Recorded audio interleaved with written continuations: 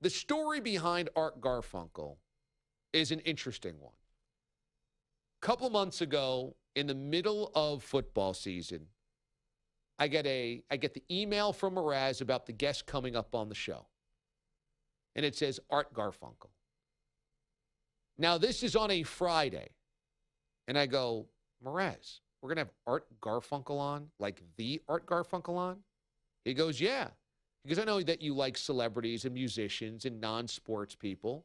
So I figured we would do Art Garfunkel. And I go, well, okay, I'm all for Art Garfunkel, but on a football Friday? What are we going to have Art Garfunkel do his NFL picks? Is he going up the gut with you? Puffiness with sodium. I'm like, maybe we should hold off on Art Garfunkel for like a Tuesday in July or a Wednesday in March. He said, well, this is the only time he could do it. I said, a Friday, a football season, okay. What's he want to promote? Because inevitably, when it comes to these types of people, they don't just want to jump on a sports radio station for no reason. Well, Art Garfunkel's people saw our affiliate list, see our reach. We have a good reputation within the industry. They said we can reach a lot of listeners. We can reach a lot of fans. We know there's people that love Art Garfunkel from all walks of life. We think this is a good fit. And I said, if Art and his people want to come on, I'm all for it. But I think it's a little weird timing-wise. But okay, we'll make it work. So when Art comes on, my first inclination is don't talk to Art Garfunkel about all the things everybody has ever talked to him about. Like, I'm a sports talk radio host. I realize my limitations. I feel like I'm pretty worldly. I feel like I'm pretty balanced. I think that if you listen to the show, you realize I'm not just a sports dork. But I also realize there's been well-traveled musical journalists. There are journalists that just write about music and research music that have been asking him questions about his music for generations. So I'm not going to suddenly blow the lid off something when I have him come on a sports radio show from a musical standpoint. So I try to kind of ask him a few safe questions, not about that type of stuff. Turns out he had left the band with Paul Simon to become a mathematician. So I wanted to talk to him about his love of math. I thought that would be kind of cool. And other kind of soft, easy things like this. And then he finally says, understanding that I'm kind of like soft-toeing around him, we don't have to just talk about this stuff. I'm willing to talk about anything, including Paul Simon. He says I would be being coy if I didn't talk about what made me famous, which was working with Paul Simon. Now, for those that don't know, him and Paul Simon had a clear falling out. And Paul Simon recently has kind of talked about how crazy Art Garfunkel has become. And I think Paul Simon's gone a little crazy as well. Art Garfunkel basically has a reputation of being a total weirdo.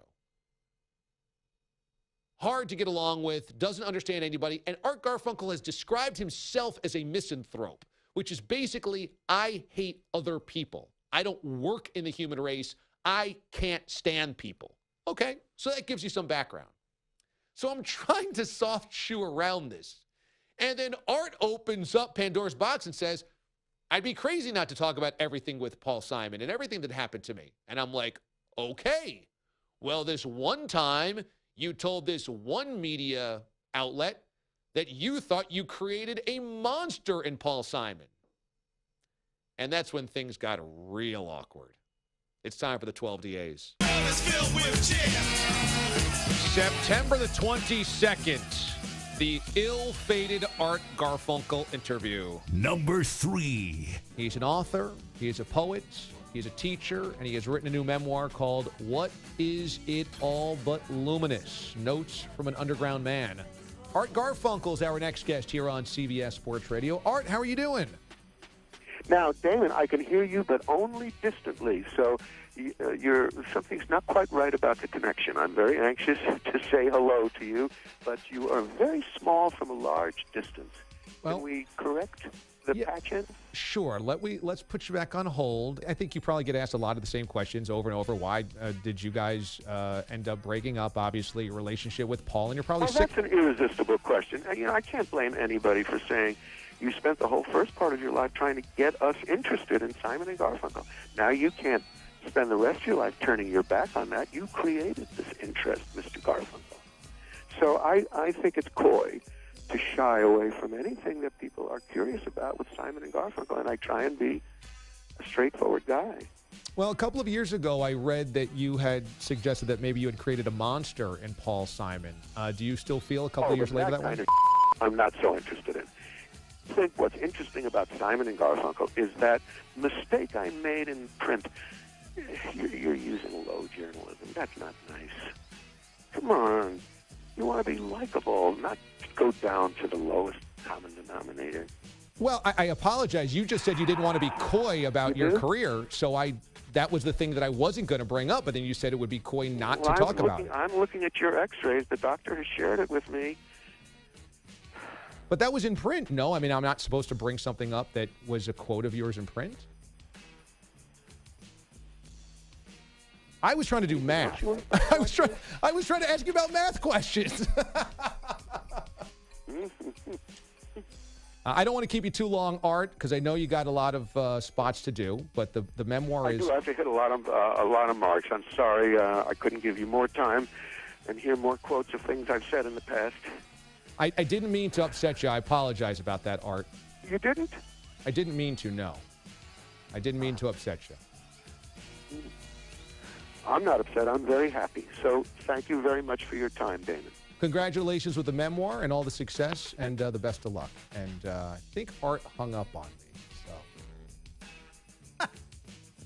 September the 22nd, number 3 of the 12 DAs of Christmas. I got a candidate for the 12 DAs, okay? How about the reverse psychology by Art? I'm not upset. I'm very happy. Oh, you got me, Art. You got me there. Like, that went from 0 to 60 so quickly. He seemed totally fine at the outset of the interview and then entrapped me. You can ask me about anything. Okay, how about this one quote? Oh, well, that's BS. I don't want to talk about that. Why would you stoop to that level? Come on. Come on. The best part about doing this show is that when we have great moments, our listeners, the D-Aliens, are already set to let me know, hey, that should be on the list. Like, you guys are waiting to grade out the show constantly in those moments. And as soon as that happened, I had tweets and emails coming in, DA, that's got to be one of the 12 DAs. I got a candidate for the 12 DAs, okay? And sure enough, it hit number 3. And in some years, it would be number 1. But this year was an aggressive year of candidates. I mean, look, we had one of the greatest quarterbacks of all time tell Mraz to get away from him, buddy, because Mraz showed him a picture of Mraz in nothing but a Speedo and birdseed in Central Park. And that didn't crack the top 3. That's how good this year has been.